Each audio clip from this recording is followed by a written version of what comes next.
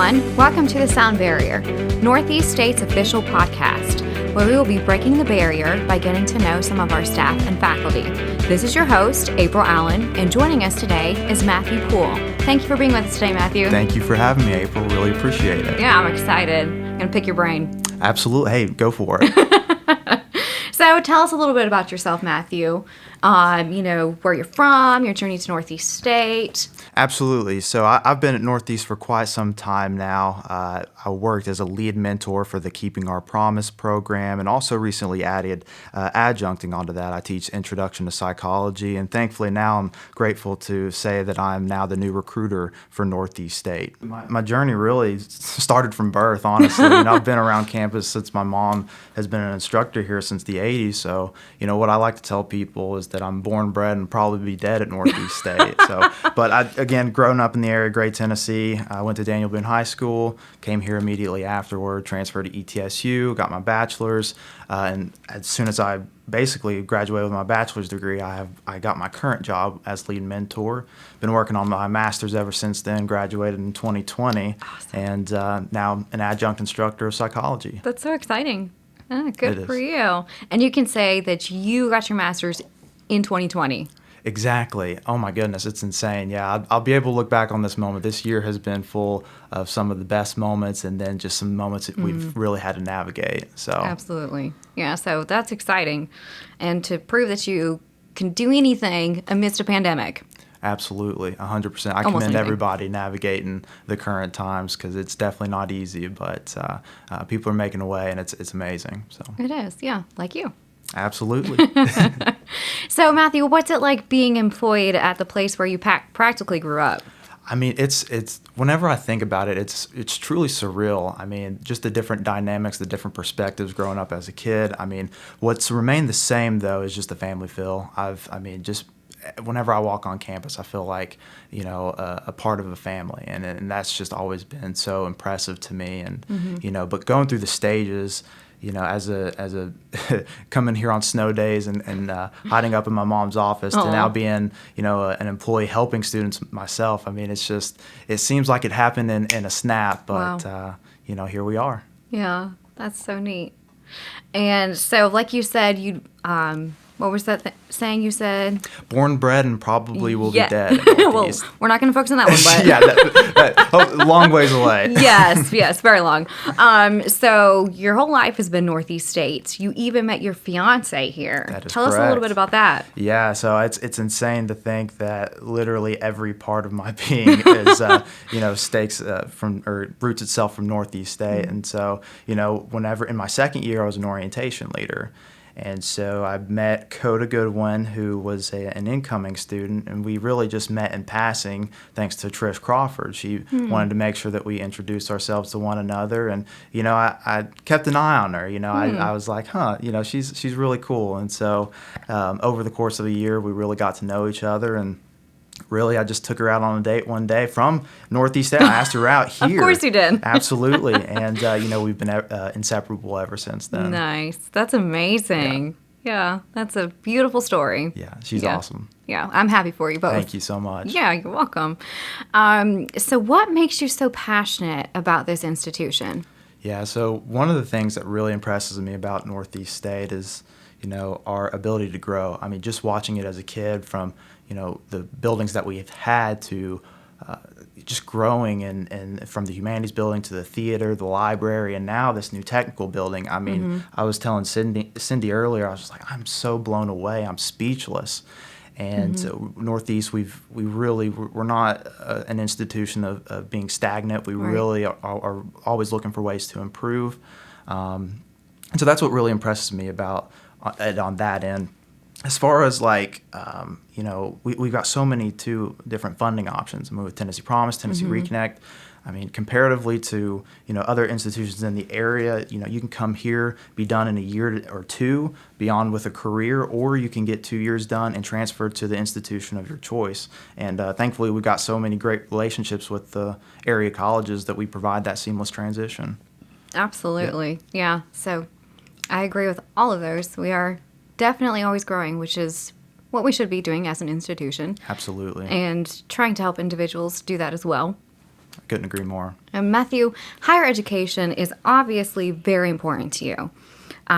You've already obtained your master's degree, and you hope to obtain your doctorate's degree at some point. And you've been in school since you were 5? Yeah, absolutely. It's probably will take a little bit of a breather from graduating this past spring, but that may be on the horizon here soon. Going to have to do a lot of research. Really wanting to focus on my career right now, and then moving forward with the degree later. I think That's is exciting. the plan of action for me. Good So, for you. Absolutely. So, what advice would you give someone who is maybe not so education or ambitious about their education? I guess my biggest question is, how have you not gotten burned out? If truthfully speaking, I would be lying if I said that I hadn't thought about, maybe a redirection of my education, because I think I probably annoyed mainly my mom the most about, especially after the first semester, I was like, I don't know that I can do 3 more semesters of this. But in my opinion, college is kind of like a muscle. The more you do it, the stronger that you get. And to avoid the burnout, for me, you really just have to be mindful of the area of focus that you choose, because if you choose something, especially in graduate school, that you're not as passionate about, it's going to be really hard to stay focused on it and stay with it and keep that end goal in mind. I agree. I think that's what my hiccup has been, is I didn't know exactly what I was passionate about, so obtaining that next degree didn't sound very exciting to me. Hey, it's understandable. I mean, it's understandable, and figuring out that why. And then I always say, if you're in a career and everything, wait a little bit of time and really research into what it is that you're passionate about, or what it is that you're trying to reach, and then go for it. Otherwise, it's going to be really difficult to stay focused, like I said. But figuring out that why is very important. Yeah, I agree. It's like I had an aha moment. I was like, oh, that's why I'm not excited. But I am now, because I think I figured it out. There we go. So, absolutely. Keep that end goal in mind and push forward to it. Yeah. Always keep it in your head. Thank you. Yeah. I appreciate that. So helping students in higher education is obviously your passion. Absolutely. And I've heard nothing but positive things about you from our students. They enjoy talking to you. They say that you're a good listener. They enjoy hanging out with you. They'll come to my office and they'll be like, oh, I'm going to go see if Matthew's here. So what advice would you give to someone who's not sure what they're passionate about, to help them find that passion? Yeah. Truthfully, with me, whenever I meet one-on-one with students who are struggling, is, again, going back to that why. We try to figure out truly what it is that they are wanting. And for me, I like you said, I appreciate the compliment, but I do really enjoy listening to people. I really enjoy, hearing what it is and figuring it out. What is it that they want out of life?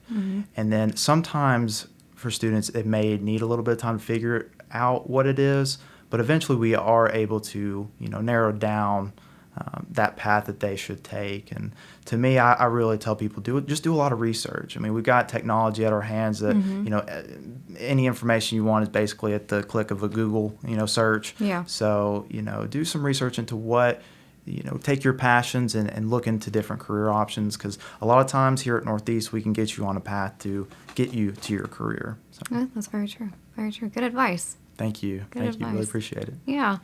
So, Matthew, I have a random question for you. Sure. You might have to think about it, and that's okay. Take That's your time. okay. What one word would you use to describe yourself? For me, I think probably the best word to describe myself is empathetic.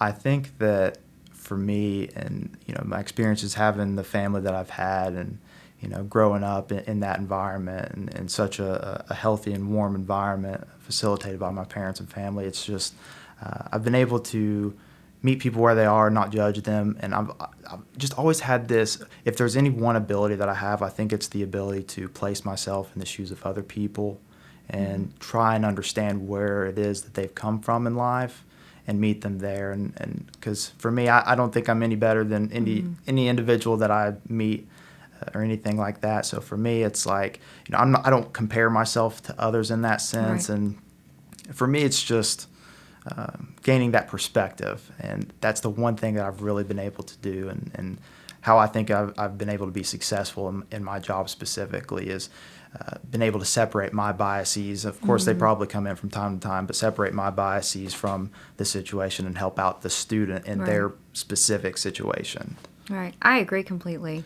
That Thank you. word describes you to a T. I appreciate it. Good choice. And you are empathetic, and that's why you're so good at your job, and that's why you're so good with students, and not just students, but people and everyone that you interact with, because you do try to understand, and that's something that we should all do more of. So thank you for being understanding. Absolutely. It's very important, especially because you really don't know how many people in students' lives are actually truly listening to them. Right. And if I'm the one individual on campus that actually gives them the opportunity to speak and feel heard, that's a win for me. Yeah, and you're successful at that. Thank you. Yeah. Thank you so much again for joining us, Matthew. It has been a pleasure. It's been amazing. I really appreciate you having me on. Yeah, absolutely. It's been great. And I just think it's so neat that your life is Northeast State. It is. Born, bred, and probably be dead. Thank you again, Matthew. And thank you, listeners, for joining in and listening as we continue to break the barrier.